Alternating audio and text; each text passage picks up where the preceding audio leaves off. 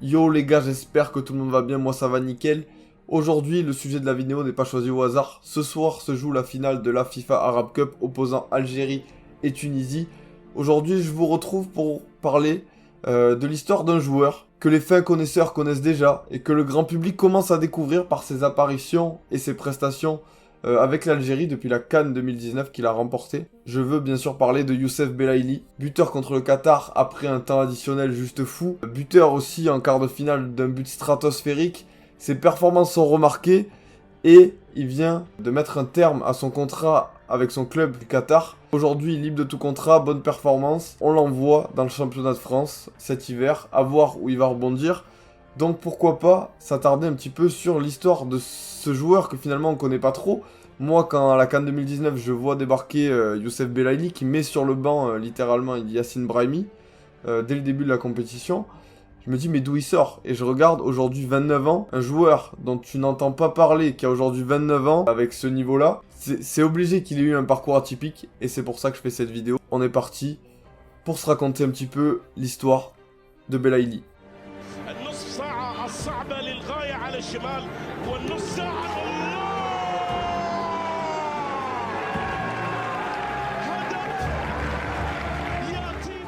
Il naît à Oran, en Algérie, formé au RSC Oran. Dès son plus jeune âge, les recruteurs algériens misent beaucoup sur lui. Véritable prodige, il débarque à seulement 15 ans chez le prestigieux club du MC Oran. Et là, face à lui se trouve un effectif qui est déjà plutôt compétitif pour son âge. Et Youssef ne répond pas vraiment aux attentes qu'on avait placées en lui. Du coup, il décide de changer de club. Du coup, il rejoint le CBBA, je vais pas prononcer le club parce que c'est beaucoup trop long le nom et je risquerais d'écorcher. Et au CBBA, ben ça prend toujours pas. Et il n'arrive pas à trouver ses marques. Les années passent, il a maintenant 18 ans, il est loin de sa famille. Et dans ce club-là, ben, il n'arrive pas à faire son trou. Il a fait quelques apparitions en professionnel et il n'a toujours pas marqué. Du coup, quoi de mieux que de retourner du côté de sa famille à Oran, où il retourne à son club formateur, le MC Oran. Et là, c'est la révélation. On le compare souvent à Riyad Mahrez du côté de l'Algérie, parce que c'est son pendant à gauche, ils sont de la même génération, c'est le même profil. Là-bas, il dispute 2 saisons, 47 matchs, 16 buts, 7 passes décisives, des performances remarquées un petit peu dans tout le pays, qui va lui permettre de jouer la CAN U23, où il va se distinguer un petit peu, parce qu'il va faire quelques passes décisives. Youssef vient de passer sa première saison complète dans un club pro, des débuts réussis, voilà, 18 ans c'est parfait pour se lancer. Ça l'a projeté avec la sélection sur le devant un petit peu de la scène continentale pour le moment. Et tout ça, ben forcément, il y a des clubs qui vont venir frapper à la porte. Notamment le Stade Malherbe de Caen, qui cette saison-là descend en Ligue 2 et qui veut à tout prix recruter Youssef Belaïli. Sauf que le transfert ne se fait pas pour des raisons financières. Et du coup, ben, il file du côté de la Tunisie où il rejoint l'Espérance Tunis. Là-bas, l'attend un contrat plutôt sympa pour l'époque, 35 000 € par mois. Sous ses nouvelles couleurs, Belaïli enflamme les terrains. Champion de Tunisie en 2012, champion de Tunisie en 2014. Il marche sur le championnat tunisien et échoue aux portes du Graal en finale de Ligue des Champions 2012 africaine. Mais il s'illustre voilà, avec 10 buts en 55 matchs, un titre de meilleur joueur du club lors de la saison 2012-2013. 3 saisons au plus haut niveau à l'Espérance Tunis. Et Youssef Belaïli voit son contrat arriver à expiration en cette année 2014. Et là, alors qu'il a progressé assez bizarrement, il y a des clubs qui viennent frapper à la porte, mais pas forcément du standing qu'on aurait pu attendre. Et le club qui fait le plus le forcing pour le recruter, c'est l'USM Alger, qui veut en faire sa star numéro 1. Et le président est très ambitieux puisqu'il veut le placer au centre du projet, qui va placer le club de l'USM Alger comme club numéro 1 du continent africain. Il est séduit par le projet. Il revient dans son pays en Algérie, et là, tout fonctionne. Saison 2014-2015, le début de saison est exceptionnel. 6 buts, 3 passes D dès le début. Il se fait également remarquer en Ligue des Champions africaine avec 3 buts et 5 caviars délivrés en seulement 8 matchs.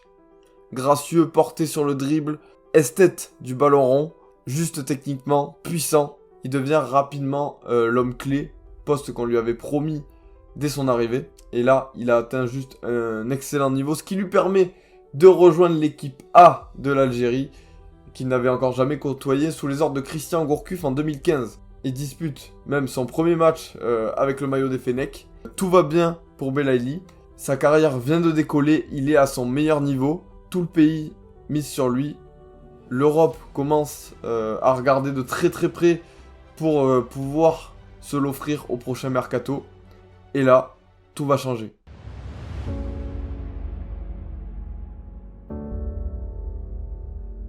« 7 août 2015, l'USM Alger accueille le MC El Oulma.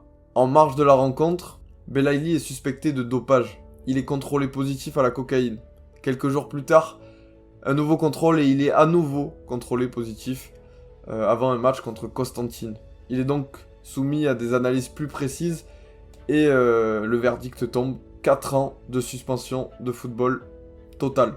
Là, c'est un drame. Quand tu es dans ta carrière, que tu es à ton meilleur niveau, tu peux prendre une petite suspension, mais là, 4 années pour retrouver les terrains après, c'est impossible de retrouver un niveau professionnel si tu ne t'entraînes pas pendant autant de temps. À 23 ans, il se retrouve seul, sans rentrée d'argent, sans club, sans sa sélection nationale qu'il venait à peine de rejoindre, sans préparateur physique, sans entraînement. Et puis il va quand même porter recours au tribunal arbitral du sport pour tenter de faire baisser sa sanction.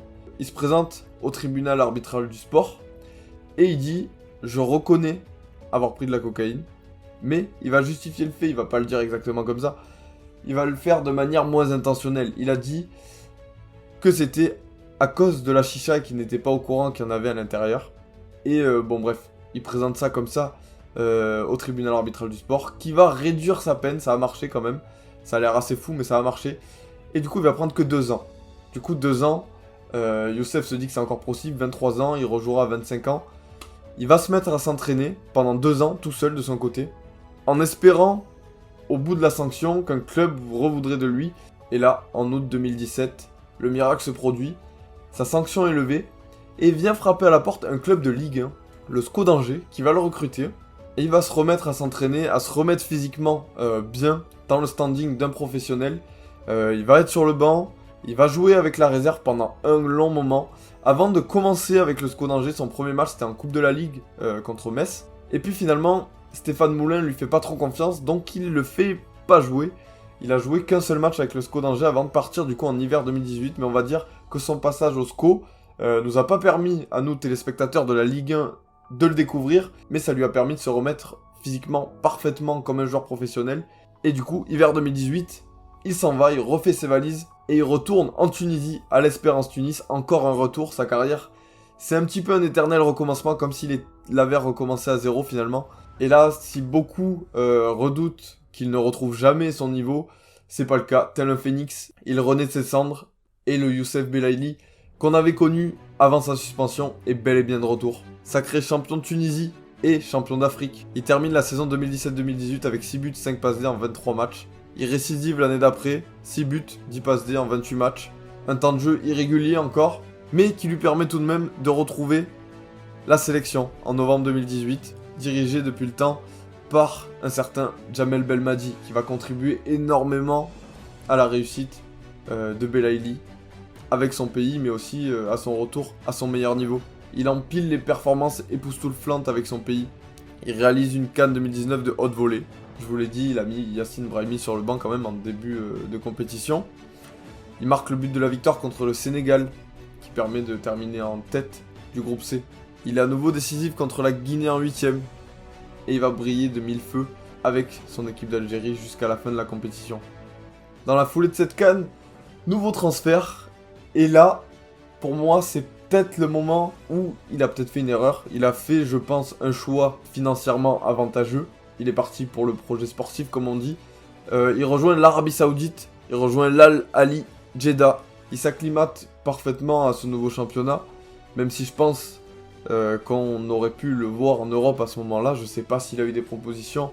Mais à mon avis, vu ses performances à la CAN, je pense qu'il aurait pu tout de même trouver un club en Europe, mais après c'est peut-être pas son choix à lui. Hein. Mais bon, là-bas, je vous ai dit, il s'acclimate parfaitement, mais l'aventure, elle tourne rapidement au vinaigre.